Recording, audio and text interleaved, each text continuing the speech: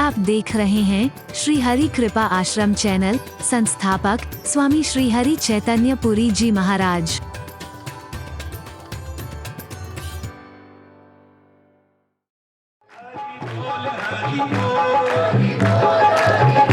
हरि बोल हरि बोल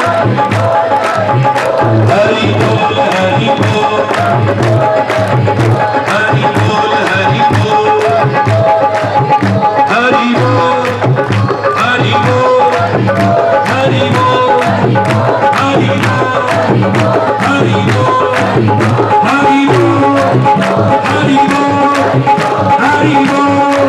हरि बोल हरि बोल हरि बोल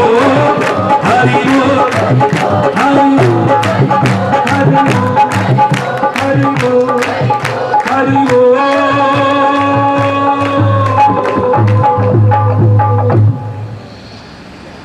वृंदावन बिहार जय जय ओम जय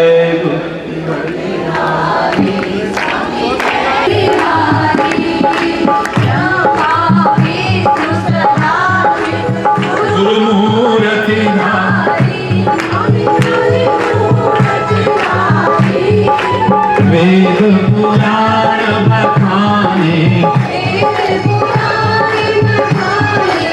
गुरु महिमा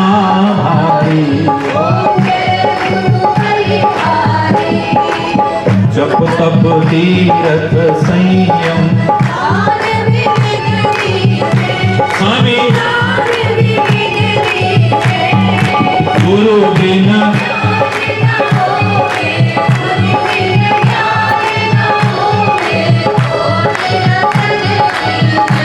ओम जय माया मोहन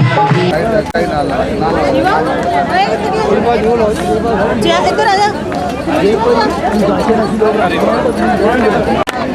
हरि बोल हरि बोल हरि बोल हरि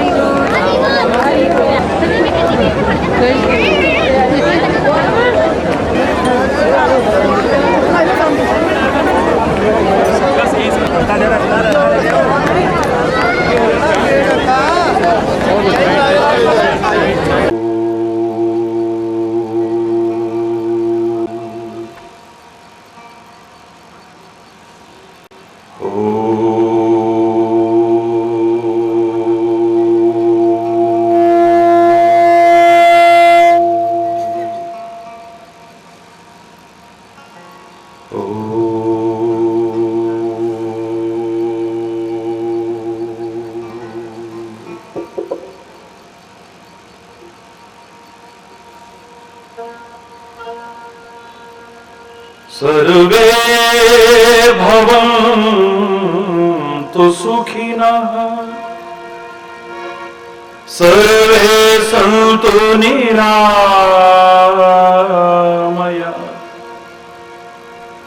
सर्वे भद्राणि पश्यन्तु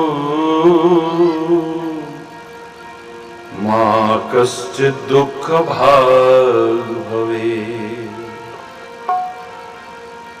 मा कश्चित् दुःखभाग्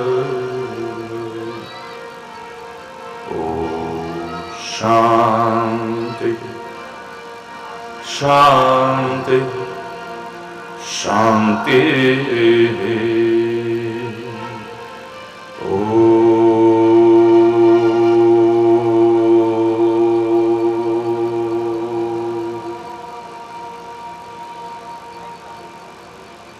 त्वमेव माताश्च पिता त्वमेव त्वमेव बन्धुश्च सखा त्वमेव त्वमेव विद्या द्रविणं त्वमेव त्वमेव सर्वं मम देव ओम शांति शांति शांति असतो मा सद्गमय असतो तमसो मा ज्योतिर्गमय तमसो मा ज्योतिर्गमय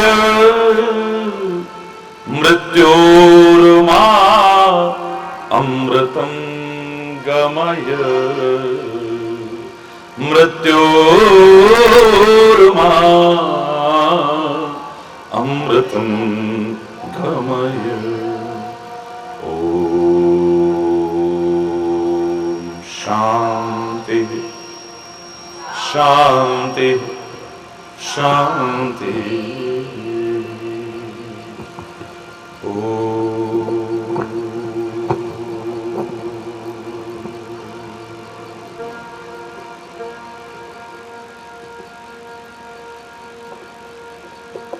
हमारे हैं श्री गुरुदेव, हमें किस बात की चिंता।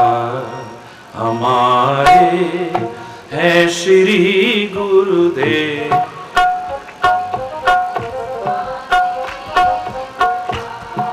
हमारे हैं श्री गुरुदेव, हमें किस बात की चिंता।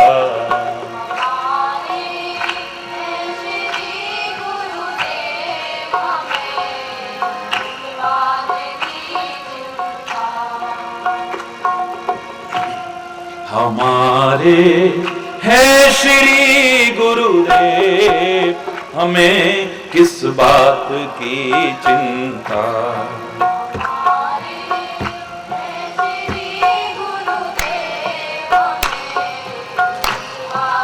सभी लोग बहुत प्रेम और श्रद्धा से बोलेंगे मेरे साथ। चरण में रख दिया जब सर, हमें किस बात की चिंता। चरण में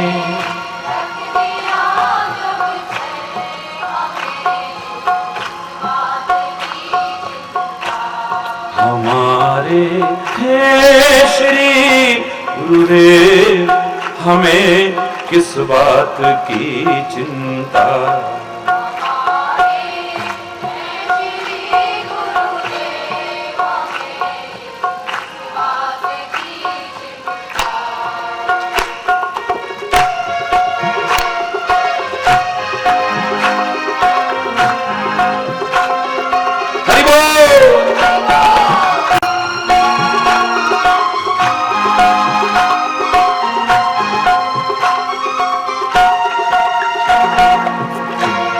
न खाने की न पीने की, न जीने की न मरने की।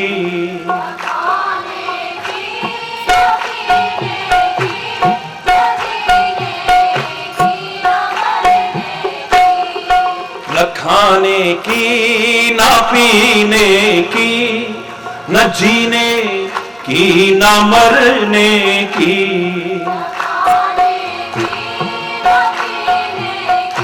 जाओ।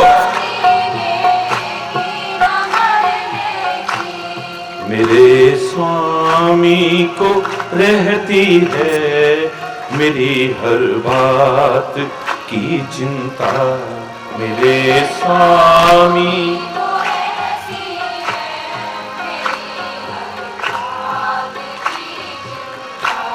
हमारे हैं श्री गुरुदेव, हमें किस बात की चिंता।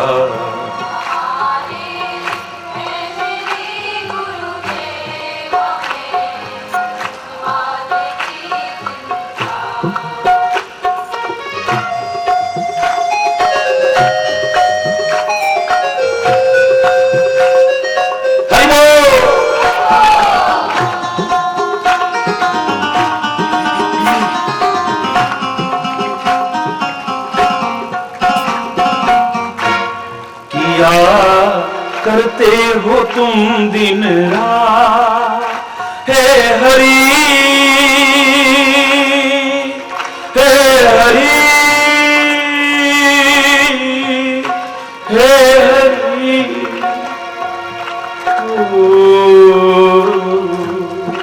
किया करते हो तुम दिन रात। अरे किस बात की चिंता,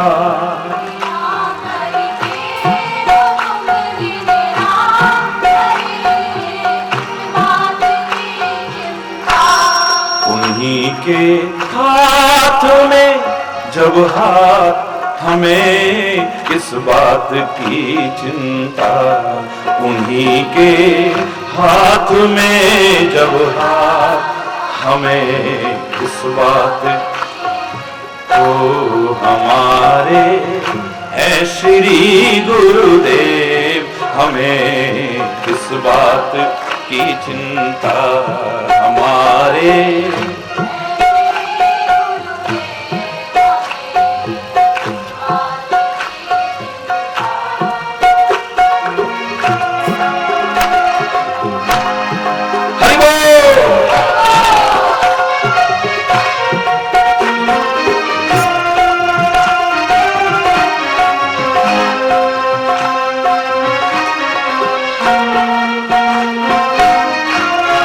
हुई गुरुदेव की कृपा, बनाया दास चरणों का। हुई गुरुदेव की कृपा, बनाया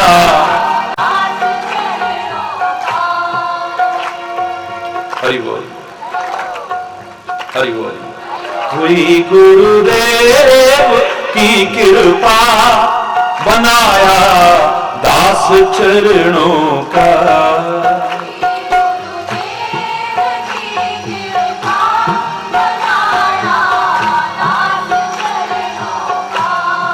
रहे हर श्वास में हरि जी तुम्हारे नाम की चिंता। रहे हर श्वास में हरि जी तुम्हारे।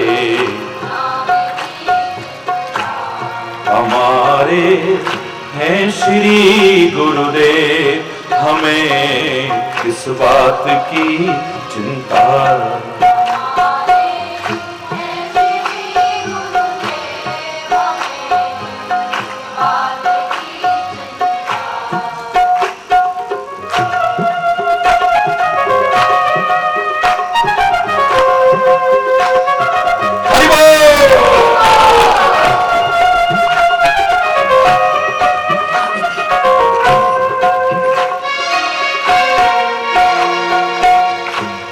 मिली खुशियां हमें तुमसे, हरि में और क्या मांगूं।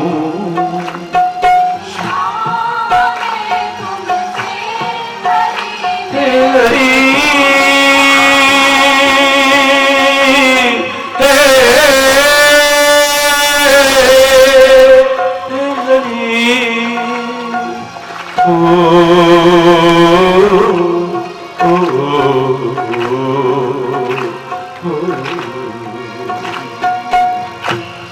मिली खुशियां हमें तुमसे, हरि में और क्या मांगूं।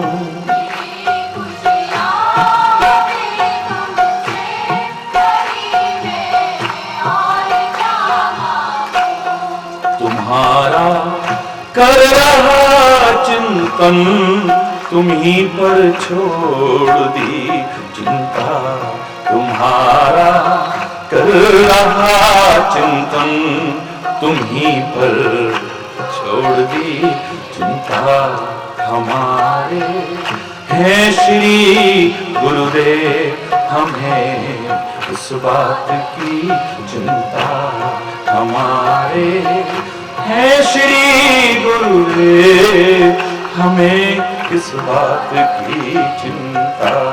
चरण में रख दिया जब सर, हमें इस बात की चिंता चरण में रख दिया जब सर, हमें इस बात की चिंता हमारे है श्री गुरुदेव, हमें इस बात की चिंता, हमें किस बात की चिंता, हमें इस बात की चिंता।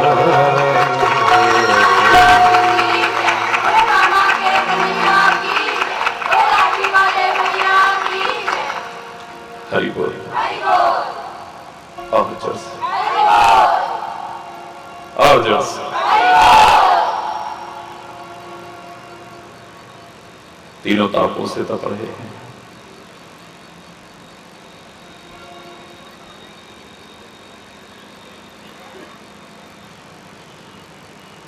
तीनों रोगों से ग्रसित हैं हम।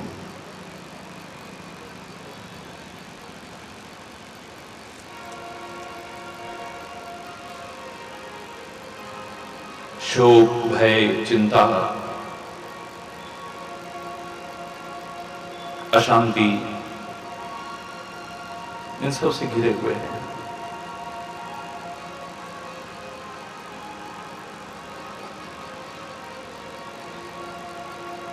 गलत दिशा में प्रयास करने के कारण जितनी कोशिश कर रहे हैं सुख प्राप्ति के लिए, उतना और सुख से कोसों दूर होते चले जा रहे हैं। अधिकांश लोगों की दशा ऐसी हो चुकी है जैसे कि हिरण जाल से जितना निकलने की कोशिश करता है उतना और उलझता चला जाता है। हरि बोल।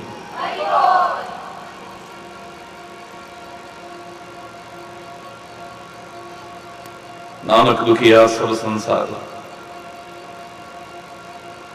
जहां देखो कोई ना कोई दुख,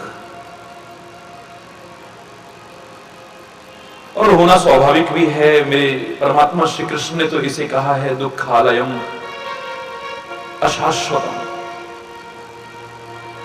दुख का घर ही कहा है इस संसार को। दुख के घर में दुख ना हो, ऐसा कैसे हो सकता है? दुख के घर में दुख होना स्वाभाविक है, लेकिन मजा तब है विचार पूर्वक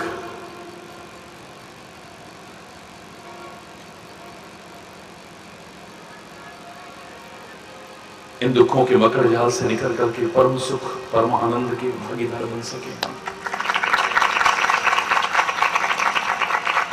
कोई भी तो सुख, गांव के बुजुर्ग लोग कहा करते थे पहला सुख क्या है? पहला सुख निरोगी काया। हरि बोल। और हमारी काया कितनी निरोग है आप सब जानते हैं, सब जानते हैं। किसी के रोगों का पता चल जाता है, किसी का पता नहीं चल पाता है। दुर्भाग्यवश तब पता चलता है जब वो रोग चरम सीमा पर पहुंच करके हमारी जान को ही लेने वाला बन जाता है। कामना हम भी करते रहे हैं, हमारे ऋषि मुनि करते रहे हैं, वेद पुराण करते रहे हैं, सर्वे संतु निरामया, लेकिन न खान पान हमारा शुद्ध था, न सात्विक, न संयमित, न संतुलित, न दिनचर्या ही हमारी संयमित और संतुलित है। शायद इन्हीं ही विश्वास के कारण, विश्वास से कह सकता हूं, इसलिए लाख कामना करने के बावजूद हम स्वस्थ नहीं हैं। न शरीर हमारा स्वस्थ है, न मन हमारा स्वस्थ है। और स्वस्थ की जो असली परिभाषा मेरे महापुरुष दिया करते हैं, स्व में स्थित हो जाए, वो स्वस्थ भी अभी तक हम नहीं बन पाए, स्व में स्थित भी नहीं हो पाए।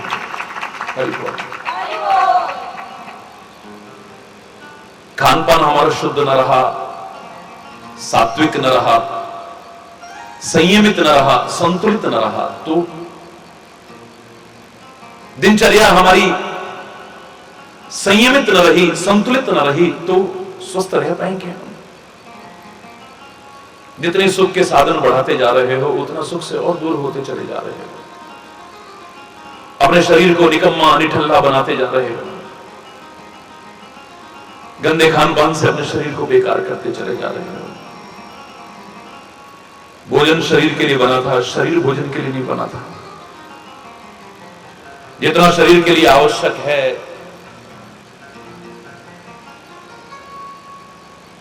जितना शरीर के लिए आवश्यक है उतना करते। आप स्वाद देखते हैं, मेरा कोई विरोध नहीं है, लेकिन स्वाद के साथ साथ वो आपके शरीर पर, आपके मन पर, आपकी बुद्धि पर, आपके मन पर, मस्तिष्क पर, विचारों पर कैसा प्रभाव डालेगा, काश किसका भी ध्यान रखा होता है।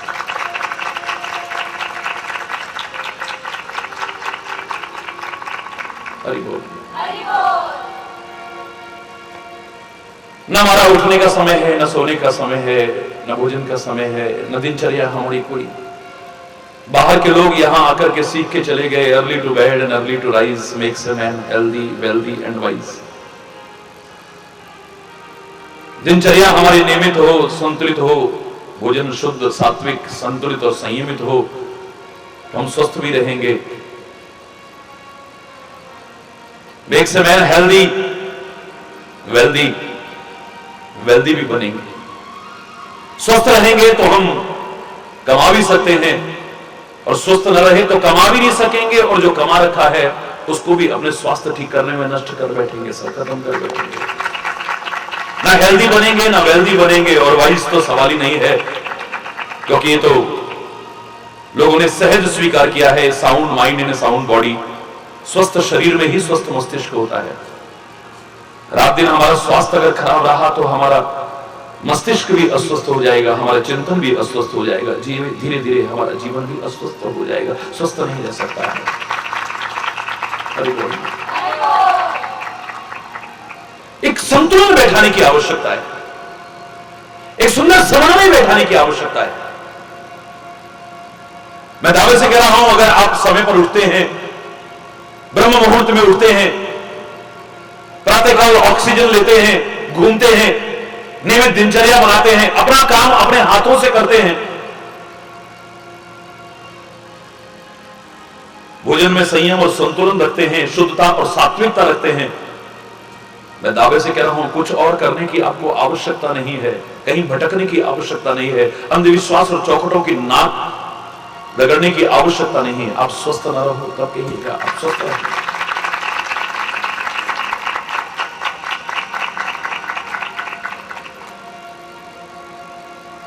बाद में हम आसन भी करेंगे, फिर प्राणायाम भी करेंगे, फिर ये भी करेंगे, फिर वो भी करेंगे, कसरत भी करेंगे, और ही बोलना। लेकिन पहले अपनी दिनचर्या को ठीक नहीं रखते, खान पान को ठीक नहीं रखते हैं, अपना हाथ अपने हाथों से करने की कोशिश नहीं करते हैं, शरीर को निकम्मा और निठल्ला बनाते चले जा रहे हैं।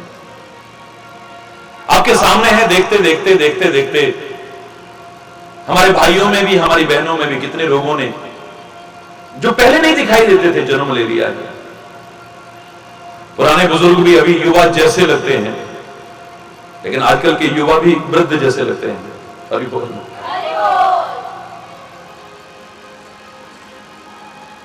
कहां गई वो शक्ति?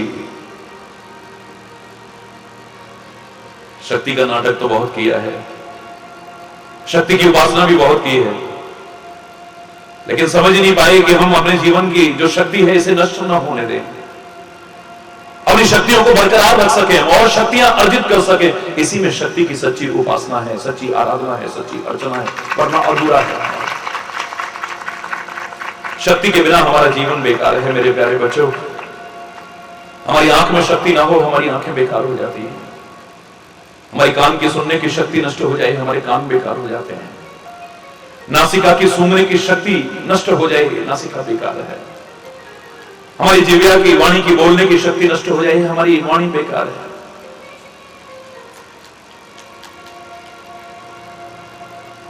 हमारे हाथ पैर की शक्ति नष्ट हो जाए, हाथ पैर बेकार हो जाते हैं। हमारे मन और मस्तिष्क की शक्ति नष्ट हो जाए, सोचने विचारने की शक्ति नष्ट हो जाए, बेकार हो जाते हैं। हमारे शरीर की शक्ति नष्ट हो जाए, हमारा शरीर बेकार हो जाता है। शक्ति के बिना तो जीवित व्यक्ति भी समतुल्य कह दिया जाए तो कोई अतिशयोक्ति नहीं है। शव यानी मुर्दे की तरह कह दिया जाए। शक्ति विहीन जीवन तो श्रम तुल्य है, मुर्दे की तरह से। जीते जी आदमी मरे के समान रहता है। ना वो खुशी है, ना वो उत्साह है, ना उल्लास है, ना उमंग है, ना जोश है। शायर कहा करते थे, जिंदगी जिंदा दिली का नाम है, मुर्दा दिल क्या खाक जिया करते हैं, वो तो जीवित भी मरे के समान ही जीते हैं। मेहनत करते नहीं है, दिनचर्या ठीक रखते नहीं है, खान पान ठीक रखते नहीं है, शरीर बेकार हो जाता है और फिर ढोंग, पाखंड और अंधविश्वास की चौखटों पर नाक रगड़ते हैं, तो वहां यही सुनने को मिलता है। कोई कहता है तुम्हारी बहन ने कर दिया, तुम्हारे भाई ने कर दिया, तुम्हारे पड़ोसी ने कुछ कर दिया है। जो मैं कल आपसे कह रहा था, आपस के संबंधों की मधुरता भी कोई खत्म कर बैठते हैं। हरि बोल, जोर से बोला ना।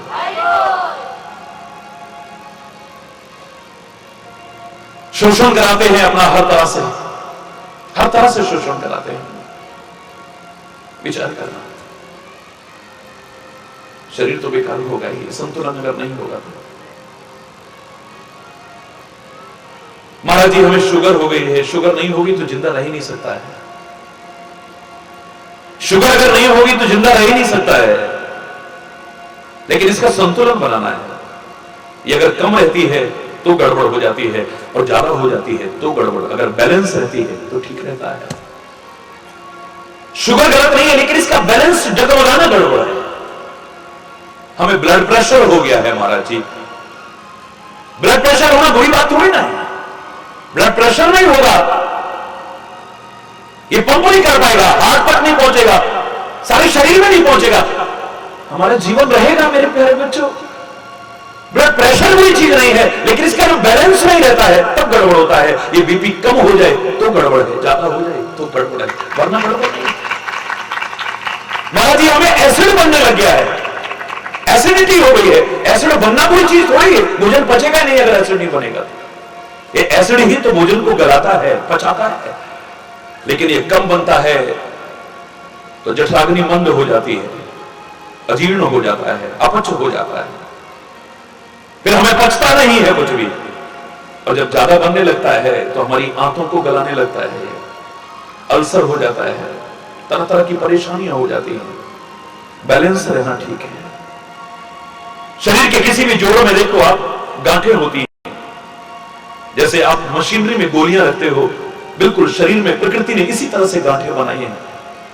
आप कहीं पर भी देखेंगे आपको दिख जाएंगे, हर जॉइंट में है। लेकिन ये गांठें होना बुरी चीज नहीं है, पर गांठें ये कम हो जाएं तो गड़बड़ हो जाती है, ज्यादा हो जाए तो गड़बड़ हो जाती है। बैलेंस रहना चाहिए, संतुलन रहना चाहिए। हर चीज में संतुलन बैठाना आ जाए, हमें खान पान में संतुलन बैठाना आ जाए, हमें दिनचर्या में संतुलन बैठाना आ जाए, हमें आपसी संबंधों में भी संतुलन बैठाना आ जाए।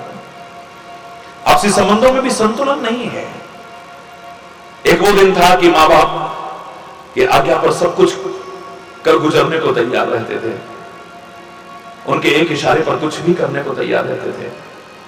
लेकिन तुलसी ने गलत नहीं लिखा। अधिकांश परिवारों में यह देखने को मिलता है, ससुराल प्यार लगी जब थे, रिपु रूप कुटुंब भयो तब थे।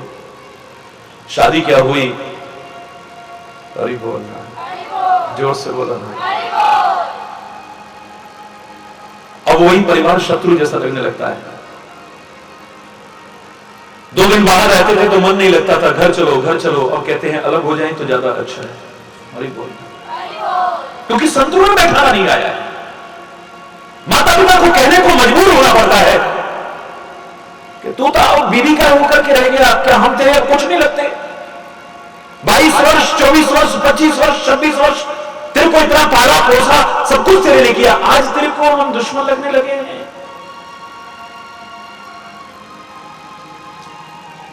या फिर पत्नी का ध्यान नहीं रखते और माँ बाप के कहने पर उसकी पिटाई तक कर देते हैं। माता पिता के गलत कहने पर भी हम उसके साथ गलत व्यवहार करने लगते हैं। दहेज की मांग के लिए पीड़ित करने लगते हैं। कई बार घर की लक्ष्मी को जला करके लक्ष्मी को पाने जैसी मूर्खताओं को हम अपने जीवन में प्रवेश दिला देते हैं। गृह लक्ष्मी को जला करके लक्ष्मी को पाने जैसी मूर्खता कर रहते हैं। पत्नी को कहने को मजबूर होना पड़ता है कि शादी का ही को की थी, अगर मां के पल्लू से ही बंधे रहना था तो। बाप के पल्लों से बंधे रहना था, उनकी आज्ञा पर ही मेरे साथ दुर्व्यवहार भी करना था, तो मुझसे शादी काहे को की थी तुमने? संतुलन बैठाना पड़ेगा। मां बाप को मां बाप की जगह रखो, उनकी जगह को कोई ले नहीं सकता है।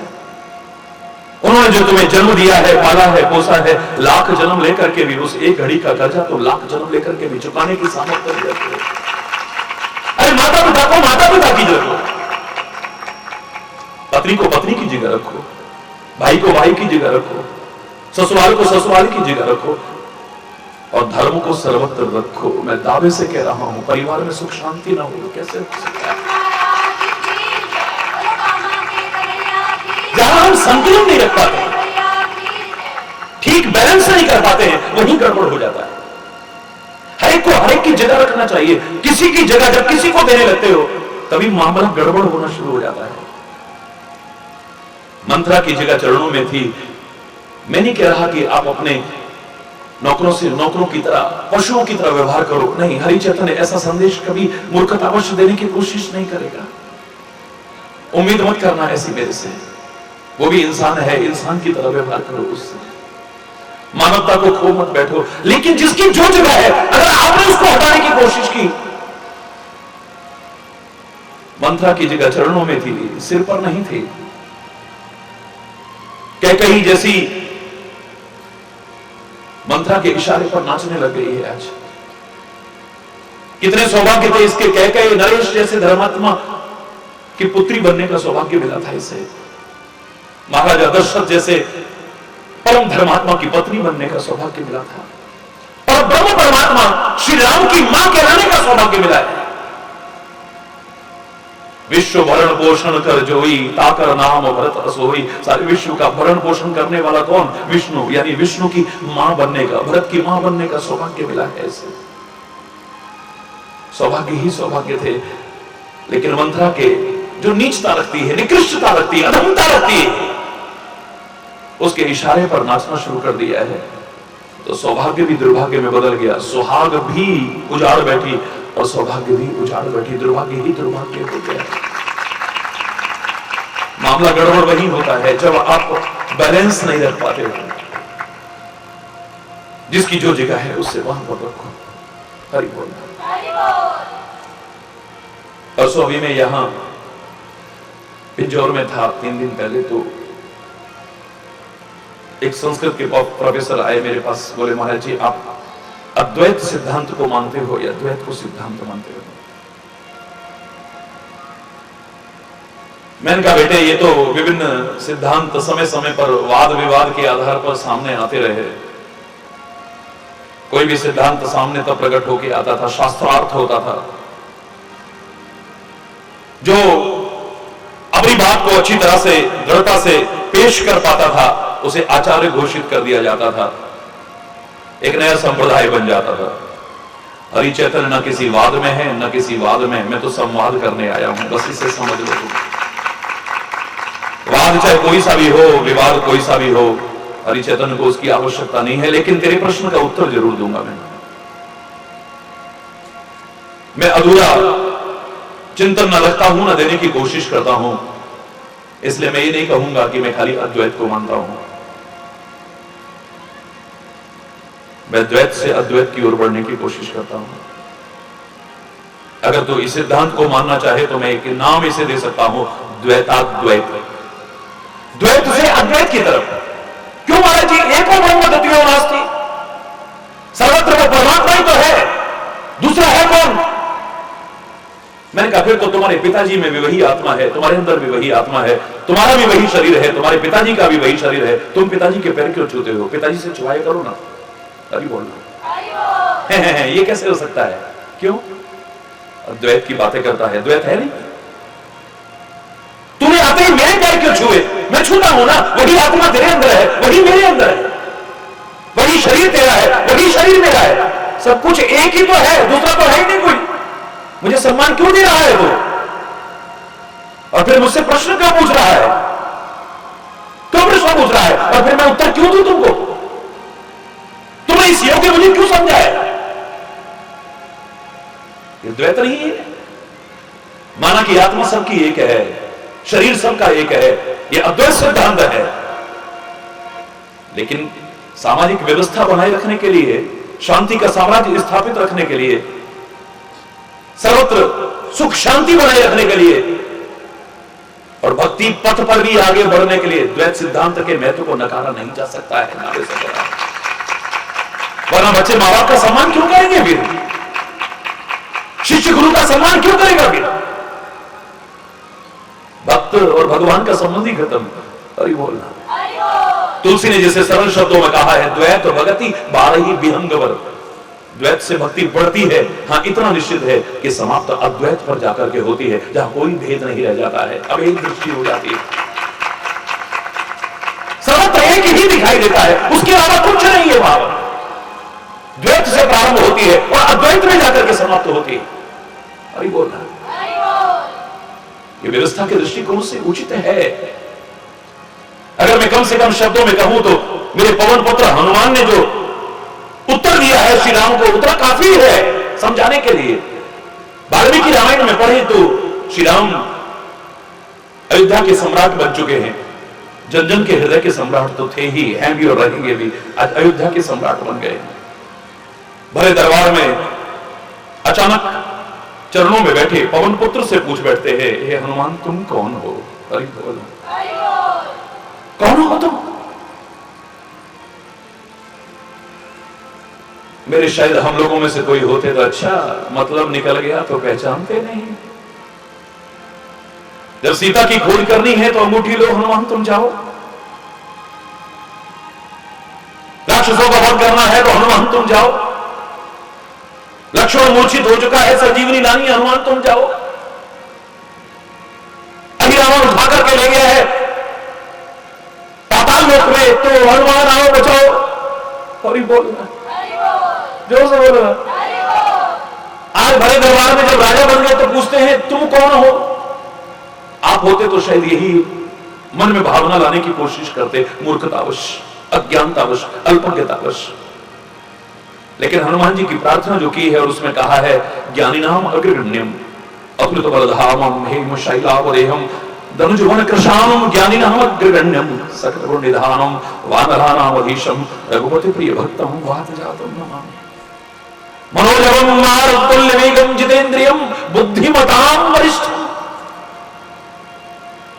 बुद्धिमताम वरिष्ठम कहा है, बुद्धिमानों में सर्वश्रेष्ठ कहा है।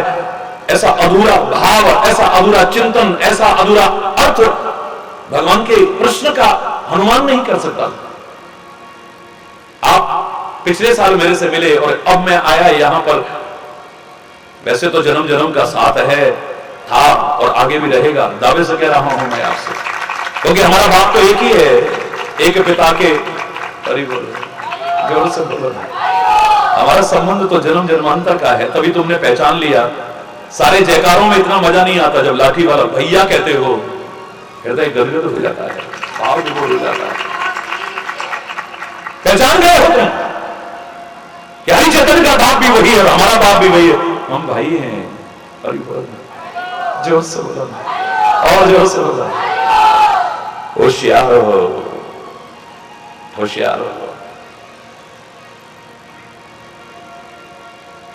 हरि बोलना, तो होशियार होकर के सुनो। हनुमान तुम कौन हो? हनुमान कहता है कि हे मेरे प्रभु, हे मेरे स्वामी, देह दृष्टवा तो दासो। देह की दृष्टि से अगर आप पूछते हैं तो मैं आपका दास हूं, आपका सेवक हूं। अगर आप जीव दृष्टि से देखते हैं, तत्व की दृष्टि से देखते हैं तो मैं आपका अंश हूं। और अंश होने के नाते हे मेरे प्रभु, मैं दावे से कह सकता हूं जो आप हैं वही मैं हूं, मुझ में और आप में कोई भेद नहीं है। दावे से कह रहा हूं, इति में निश्चलामति, इति में निश्चलामति। इस मति को कोई चलायमान नहीं कर सकता है, क्योंकि लोहे का अंश लोहा ही होगा, सोने का अंश सोना ही होगा, हीरे का अंश हीरा ही होगा, जो जिसका अंश है वो वही होगा। हरि बोलना। ईश्वर अंश जीव अविनाशी,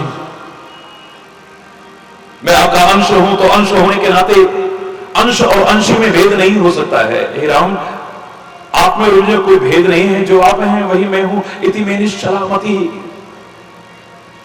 लोगों के मन में कहीं संदेह ना हो, उसको दूर करने के लिए एक बार फिर राम कहते हैं कि हनुमान, अगर हम दोनों एक हैं तो ऐसा करो, अब तुम सिंहासन पर बैठो, मैं तुम्हारे चरणों में बैठ जाता हूं। फिर तुम वहां क्यों बैठे हो? हनुमान कहता है, मैंने पहले कहा ना, व्यवहारिक दृष्टिकोण को भी नकारा नहीं जा सकता है। समदृष्टि रखने को हमारे शास्त्रों ने कहा है, समवर्ती होने को नहीं कहा है। हरि बोलना। समदृष्टि रखने को कहा है। समदृष्टि अगर हमारी होगी, हमें पता होगा कि पशु में भी, पक्षी में भी, कीट में भी, मकोड़े में भी, मानव में भी, दानव में भी, सब में वही है, परमात्मा ही है। तो हमारी कोई क्रिया, कोई चेष्टा, कोई व्यवहार, कोई भावना दूसरों को नुकसान पहुंचाने वाली नहीं हो सकती है, क्योंकि परमात्मा को ही। हरि बोलना। मैंने पहले आपसे कहा है कि देह दृष्टवा तो दासो हम, जब तक ये शरीर है, मेरी सीमाएं हैं, मेरी जगह आपके पैरों में ही है। माना कि अंगूठी भी सोना है, कड़ा भी सोना है, चूड़ियां भी सोना है, हार भी सोना है, करधनी भी सोना है, चूड़ामणि भी सोना है, कान के कुंडल भी सोना है, सब सोना है और सब में सोना है। लेकिन जब एक आकृति बना दी जाती है, एक आकार दे दिया जाता है, तो उसकी जगह निश्चित हो जाती है।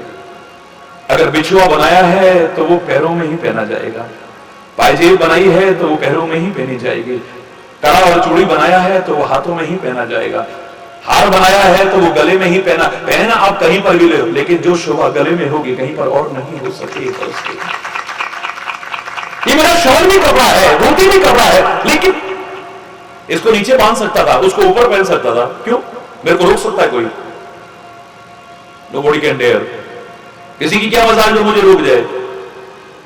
लेकिन दोनों कपड़े हैं, दोनों शरीर पर पहने जाते हैं, लेकिन अब जब आकार बन गया है तो जिसकी जो जगह है वो वहीं पर अच्छा लगेगा, दूसरी जगह पर अच्छा नहीं लगेगा। मैं आपका दास हूं, आपके चरणों में ही अच्छा लगूंगा और कहीं नहीं।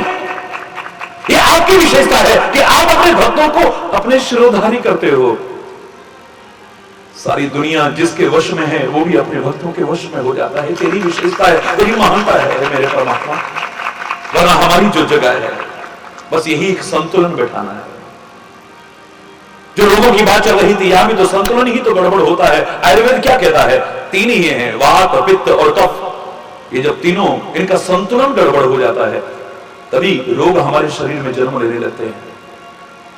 5 तत्वों से हमारा शरीर बना है, और ये पांचों तत्वों का जब बैलेंस गड़बड़ होने लगता है, तभी हमारे शरीर में रोगों को जन्म मिलता है।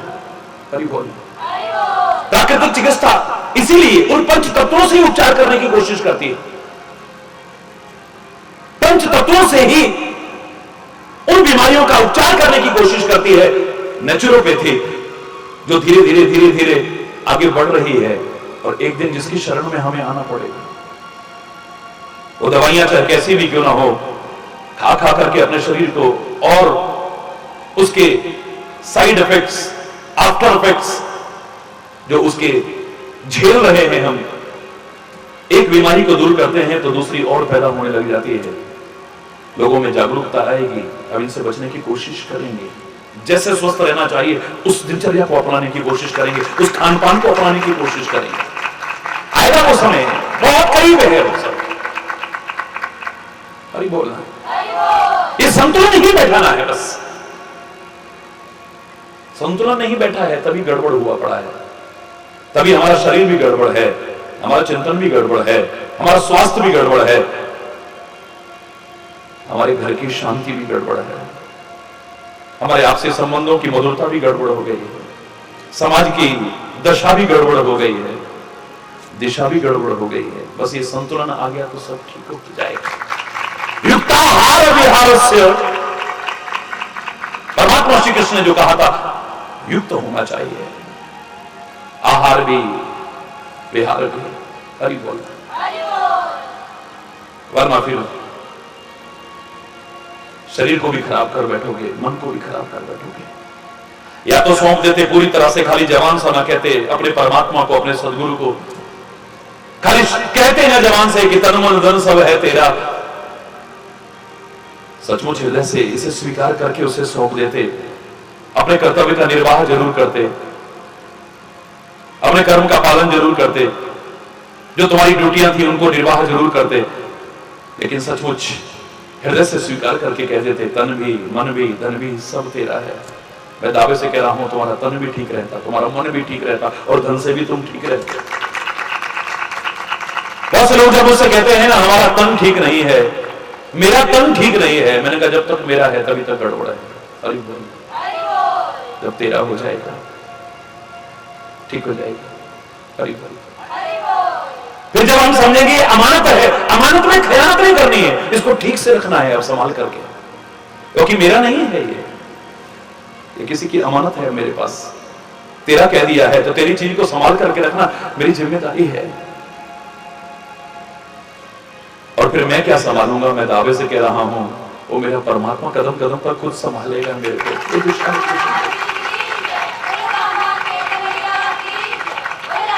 मेरा मन बड़ा बेचैन रहता है, ये मन तो बेचैन रहेगा जब तक मेरा है तभी तक गड़बड़ है। जिस दिन तेरा हो गया तो फिर उसकी अमानत में गंदगी करने की कोशिश नहीं करूंगा।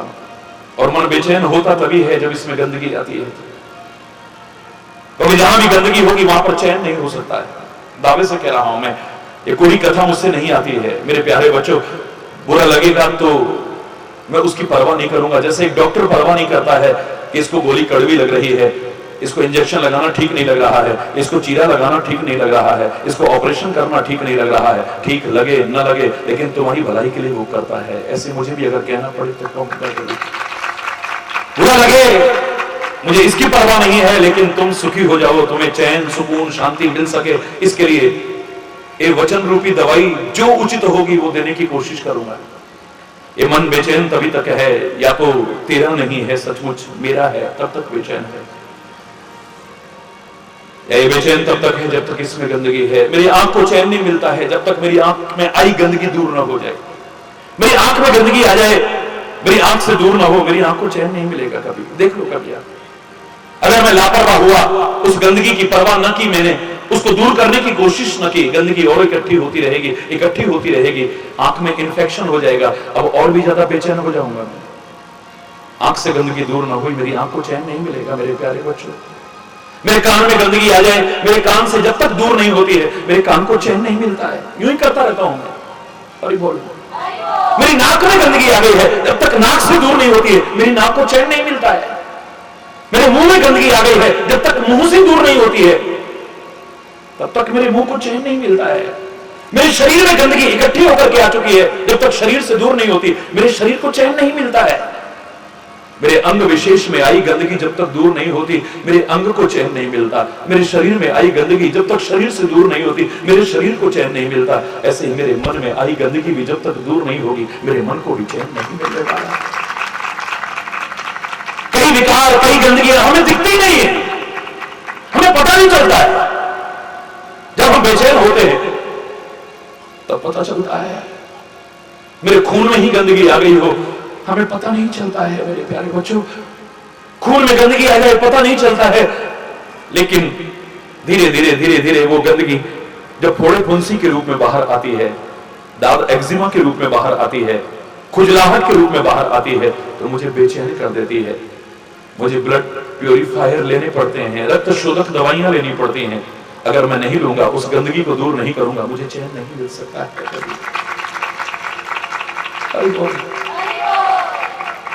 सच्चा चैन, सच्चा सुकून, सच्ची शांति, सच्चा आनंद तब तक हासिल नहीं कर पाऊंगा।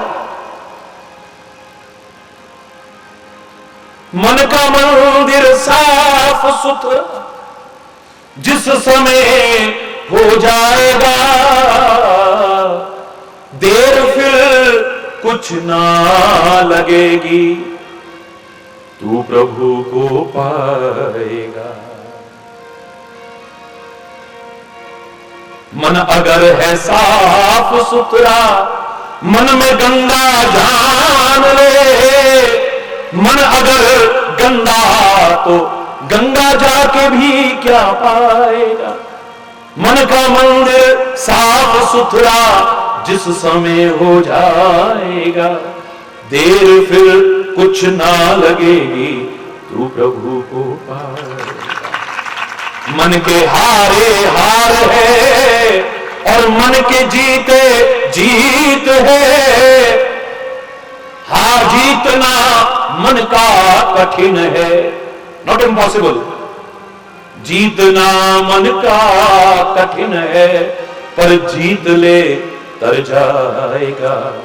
मन का मंदिर साफ सुथरा जिस समय हो जाएगा, देर फिर कुछ ना लगेगी, तू प्रभु को पाएगा। निंदा चुगली बेईमानी में लगाता दिल रहे, तो सोच ले मन पाप से आनंद कैसे पाएगा। मन का मंदिर साफ सुथरा जिस समय हो जाएगा, देर फिर कुछ ना लगेगी, तू प्रभु को पाएगा। बीज बो कर जहर के तुझे ज्ञान अमृत क्यों मिले। साफ कर मन की बुराई फिर सदा सुख पाएगा। मन का मंदिर साफ सुथरा जिस समय हो जाएगा, देर फिर कुछ ना लगेगी, तू प्रभु को पाएगा। सोच ले मन ध्यान से, दूर कब तुझसे हरि। मन अगर गंदा तो फिर तू पहचान कैसे पाए। मन का मंदिर साफ सुथरा जिस समय हो जाएगा, देर फिर कुछ ना लगेगी, तू प्रभु को। जब तक गंदगी है तब तक सुख चैन सुकून शांति हरि बोलना। हमें दूसरों की गंदगियां नजर आती हैं, उसी का जिक्र करते रहते हैं, अपनी पर कभी ध्यान ही नहीं जाता है। अपने विकारों पर, अपनी बुराइयों पर, अपनी विकृतियों पर, अपने दोषों पर काश हमने निगाह दौड़ाई होती, जाना होता, उन्होंने दूर किया होता, तो हमारा जीवन धन्य धन्य हो गया होता, कृतकृत्य हो गया होता और सुखी और आनंदित हो गया होता हमारा जीवन। जवान से खाली कहते रहे हम, तेरे पावे जो करे पला बुरा संसार, नारायण तू बैठ के अपना पवन बुहार। हरि बोल। अपने घर की सफाई कर, दूसरे का घर गंदा, दूसरे का घर गंदा, दूसरे का गंदा, ये कहना बंद कर। इस आलाप को, इस प्रलाप को बंद कर। अब कुछ क्रियाकलाप कर। हरि बोल। जोर से बोलो, कुछ अच्छा करके दिखाना। जब जब तू दूसरों के दोषों की तरफ उंगली उठाता है, तो प्रकृति तेरे को क्या सिखा रही है? एक उंगली औरों की ओर जा रही है, तीन उंगली, एक अंगूठा तेरी तरफ आ रहा है, जो कह रहा है कि दोष देखने हैं तो अपने देख और उन्हें दूर कर, तब तेरा जीवन सफल हो पाएगा। दूसरों के दोष देख के तेरे को कुछ नहीं मिलेगा। कबीर को मैं महापुरुष क्यों मानता हूं? इसलिए महापुरुष मानता हूं। ढोंग पाखंड अंधविश्वास पर उसने प्रहार किया, बड़ी अच्छी बात है, लेकिन एक संत होने के नाते, एक भक्त होने के नाते दोष देखने का अधिकार तो किसी को भी नहीं है। बोलना मधुकर सरिस संत गुणग्राही होना चाहिए। जहां से अच्छाई मिले लो, बुराई है छोड़ो ना। तुम अपना जीवन संवारते जाओ, औरों के प्रेरक बनो, बस यही तुम्हारा कर्तव्य हो सकता है, कुछ और नहीं। लेकिन उसने हिंदू को देखा तो पहाड़ पूजे हरि मिले, तो मैं पूजूं पहाड़। मुसलमान भाई को देखा तो काकर पाथर जोड़ के मस्जिद नहीं चिल्लाए। ताजर मुल्ला बांध ले क्या बेरा हुआ खुराए। माला किसी के हाथ में देखी, तुम्हारा व्रत जुग गया, गया न मन का फेर, कर का मन का डाल के और मन का फेर। लेकिन मेरे कबीर ने जब शांत होकर के एक दिन विचार किया, तो अपने ऊपर गिलानी हुई। मन में आया, मैं क्या कर रहा हूं, ये मेरा काम नहीं है, ये मेरा काम नहीं जो कर रहा हूं। मैं वहां भी दोष, वहां भी दोष, वहां भी दोष देख रहा हूं। इस परमात्मा की सृष्टि में कितनी अच्छाइयां हैं, काश उनको लेकर के अपनाया होता तो और भी ज्यादा जीवन अच्छा बनता है। इनसे कुछ मिलने वाला नहीं है। परमात्मा की बनाई सृष्टि में से कमियां ही कमियां नजर आ रही है मुझे।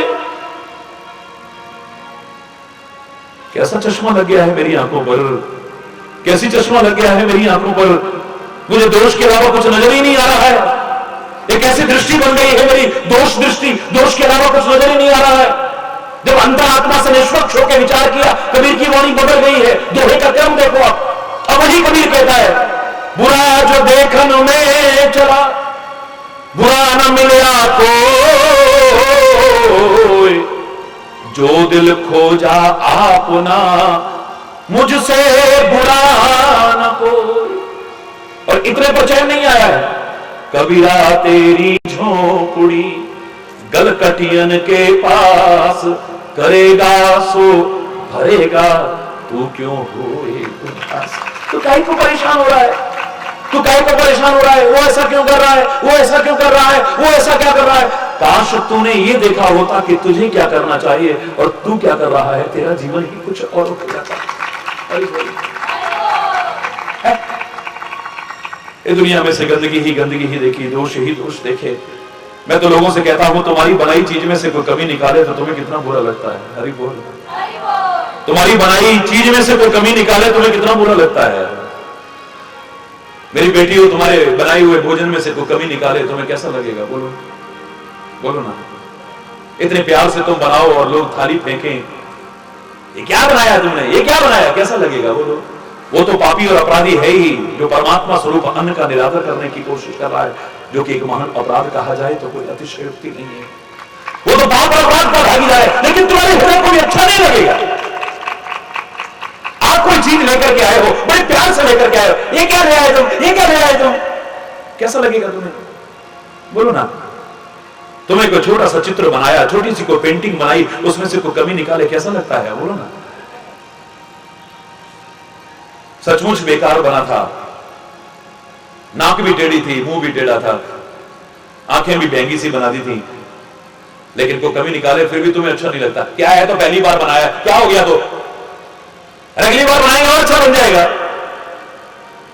तुम्हारी बनाई उस पेंटिंग में से कोई कमी निकाले, चाहे वास्तव में बेकार है, तुम्हें अच्छा लगता है? बोलो, अच्छा लगता है? तुम कोई कविता बनाओ, तुम कोई रचना करो, उसमें कोई कमी निकाले, कैसा लगता है? बोलो ना, सच बताना। तुम यहां पर गा रहे हो, बजा रहे हो, तुम्हारी कोई कमी निकाले, कैसा लगता है? अच्छा नहीं लगता है? अच्छा नहीं लगता है ना। तुम्हारी बनाई चीज में से, तुम्हारे किए काम में से कोई कमी निकाले, तुम्हें अच्छा नहीं लगता है। और जिसकी तुम भक्ति करते हो, आराधना करते हो, सर्वशक्तिमान कहते हो, परमात्मा कहते हो, उसकी बनाई दुनिया में से तुम्हें कमियां ही कमियां नजर आ रही हैं, बुराइयां ही बुराइयां नजर आ रही हैं, दोष ही दोष नजर आ रहे हैं, कमियां ही कमी नजर आ रही हैं। इससे बड़ी शर्म की बात और क्या हो सकती है? क्या तुम्हें अच्छाइयां नजर नहीं आई यहां पर? एक बार हरि चैतन्य की आंख से देखो ना इसे, जो चश्मा दे रहा हूं उसे पहन करके देखो ना, वाह वाह कर उठोगे, वाह वाह कर उठोगे, वाह वाह कर उठोगे। वही दुनिया है। उसी दुनिया को देख करके एक व्यक्ति कहता है, वाह परमात्मा क्या दुनिया बनाई है तूने, वाह परमात्मा क्या दुनिया बनाई है तूने, और बिना खंभे के आकाश टिका रखा है। व्हाट ए मिरेकल, क्या चमत्कार है। बिना किसी आधार के पृथ्वी टिका रखी है, वाह परमात्मा वाह। 3 भाग पानी का नजर आ रहा है, चौथा पृथ्वी है, उस पर हम टिके हैं, उसके नीचे भी पानी है, पानी पर टिकी हुई है। टिक सकती थी? ऐसे लग रहा है जैसे दूध पर मलाई हो और हम सारे बैठे और डूब नहीं रहे। व्हाट ए मिरेकल, क्या चमत्कार है, क्या चमत्कार है। कोई कंट्रोल रूम नहीं है, फिर भी हवाएं चल रही हैं, मौसम बदल रहे हैं, वाह। कहीं पर भंडारा नहीं खुला हुआ है, लेकिन पशुओं के लिए इंतजाम है, पक्षियों के लिए इंतजाम है, कीट मकोड़ों तक के लिए इंतजाम है, मानवों के लिए इंतजाम है, दानवों के लिए इंतजाम है, हर एक के लिए इंतजाम है। यहां तक कि पत्थरों में भी जो कीड़े पड़ रहे हैं उन तक को पहुंचाने वाले परमात्मा, वाह वाह वाह वाह।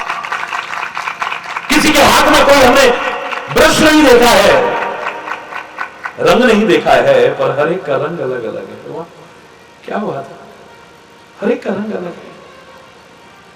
किसी के हाथ में हमने कैंची नहीं देखी और हर एक की कतरन अलग अलग है। वाह, हर पत्ते की अलग है। क्या पर्वत बनाए हैं, क्या नदियां बनाई हैं तूने, क्या झरने बनाए हैं तूने, क्या पेड़ पौधे बनाए हैं तूने, क्या पौधे बनाए हैं तूने। अरे और तो और क्या तूने हमको बनाया है। क्या चमत्कार है, क्या चमत्कार। 5 विरोधी तत्व एक जगह पर मिलाकर के इकट्ठे कर दिए तूने। वहां परमात्मा, वाह। अग्नि, जल, पृथ्वी, आकाश, वायु, सारे बेमेल तत्व हैं, विरोधी तत्व हैं एक दूसरे के, और तूने इकट्ठे करके बना दिए। आग और पानी का कोई मेल नहीं है, वाह परमात्मा वाह। पानी और हवा का कोई मेल नहीं है, हवा और अग्नि का कोई मेल नहीं है, आकाश और पृथ्वी का कोई मेल नहीं है। हमें लगता है वहां मिल रही है पृथ्वी, लेकिन आगे जब जाएंगे वहां लगेगा कि नहीं। ऐसे 5 बेमेल तत्वों को इतना आकर्षक, इतना मनमोहक शरीर के रूप में तूने बनाया। वाह परमात्मा, वाह परमात्मा, वाह परमात्मा। इस गंदगी के ढेर को क्या सुगंधी परिपूर्ण बना दिया है तूने। गंदगी के ढेर को कितना आकर्षक बना दिया है तूने। कमाल है परमात्मा, वाह वाह वाह वाह कर उठता है। वाहेगुरु वाहेगुरु वाहेगुरु कर उठता है। अरे बोल, यहां पर वाह शब्द आ रहा है, वाह वाह कर रहा है। क्या बात है, क्या बात है, क्या बात है। ये वही दुनिया है जिसे देख करके दूसरा कह रहा था, दुनिया बनाने वाले काहे को दुनिया बनाई।